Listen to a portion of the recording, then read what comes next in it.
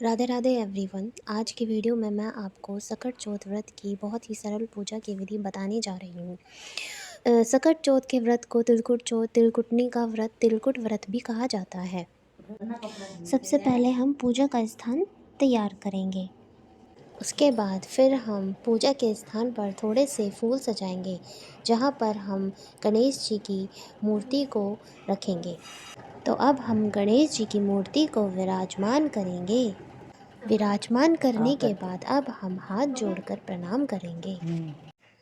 तो दोस्तों, अब हम गणेश जी को जल से स्नान कराएंगे और स्नान को कराने के लिए हम पुष्प का प्रयोग करेंगे।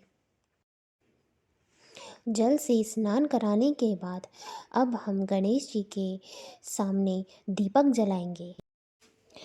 तो फिर अब हम वस्त्र स्वरूप कलावा गणेश जी को चढ़ाएंगे। वस्त्र स्वरूप कलावा चढ़ाने के बाद अब हम गणेश जी को तिलक करेंगे। गणेश जी को तिलक लगाने के बाद अब हम दीपक को भी तिलक लगाएंगे। इसके बाद हम गणेश जी को चावल का तिलक करेंगे। तिलक के बाद अब हम गणेश जी को दुर्वा घास अर्पण करेंगे। दुर्वा घास गणेश जी को अति प्यारा है। जैसे हमने दुर्वा घास अर्पित किया है गणेश जी को, वैसे ही दोस्तों अब हम पुष्प भी गणेश जी को अर्पित करेंगे। पुष्प किसी भी रंग का हो सकता है। दोस्तों, इसके बाद हम तिलकुट का भोग बनाएंगे। इसमें हम गुड़ शक्कर का प्रयोग कर सकते हैं। तिलकुट के भोग के साथ साथ आप तिल के लड्डू भी बना सकते हैं। इसके बाद अब हम दक्षिणा स्वरूप कुछ पैसे अर्पित करेंगे। वो आप इच्छा अनुसार कर सकते हैं। फिर हमें एक साड़ी और कुछ श्रृंगार का सामान यहाँ पर निकाल लेना है और यहाँ पर रख देना है। जो भी आपकी सासू माँ पहनती है, जो भी आपको देना है उसके अनुसार आप यहाँ पर रख लें। उसके बाद हम यहाँ पर धूप दिखाएंगे। धूप दिखाने के बाद अब हम जल का लोटा यहाँ पर रखेंगे और इस पर तिलक करेंगे। अब हम इसके बाद पानी के कलश को रखने के बाद अब हम पानी के कलश को तिलक करेंगे और जैसे ही हमने तिलक करा, ऐसे हम तिलक करेंगे। अब उसके बाद हम अपने हाथों में तिल लेकर कहानी सुनेंगे।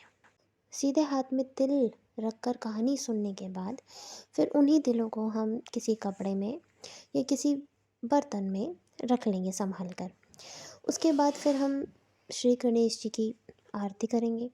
आरती पूरा ध्यान लगाकर मन से आरती करेंगे और जैसे ही आरती करते हैं तो मन और भाव, दिल, पूरा समय हमें वहीं पर लगाना है और उनसे ये कहना है अगर हमसे कोई भूल चूक हो गई हो तो हमें वो माफ़ करें।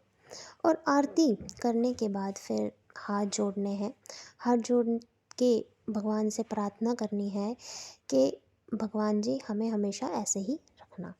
उसके बाद कुछ जल हाथ में लेकर जो हमने बायना निकाला है उसको 2 बार उस पर घुमाएं और फिर उसके बाद उसको जल में उसको जल में जो कलश में जो जल है कलश में डाल देने के बाद उसके बाद फिर जो हमने बायना निकाला है अपनी सास को देने के लिए, जिसको आपको देना है, जिसे आप देना चाहें, तो उसमें आपको कुछ श्रृंगार का सामान भी रखना है। श्रृंगार के सामान में जो आप चाहें, जो जिसमें आप संतुष्ट हो, जो आप अपनी मर्ज़ी से देना चाहें वो आप इसमें दे सकते हैं। इसमें एक बिंदी का पत्ता रख सकते हैं, चूड़ियाँ रख सकते हैं, जो आपको आपके हिसाब से सही हो, जो आप चाहें वो रख सकते हैं। फिर उसके बाद आपको जो कलश में जल होगा उसको आपको चंद्रमा को अर्पण कर देना है। तो इस प्रकार हम सकट चौथ मनाते हैं। आई होप आपको अच्छा लगा होगा।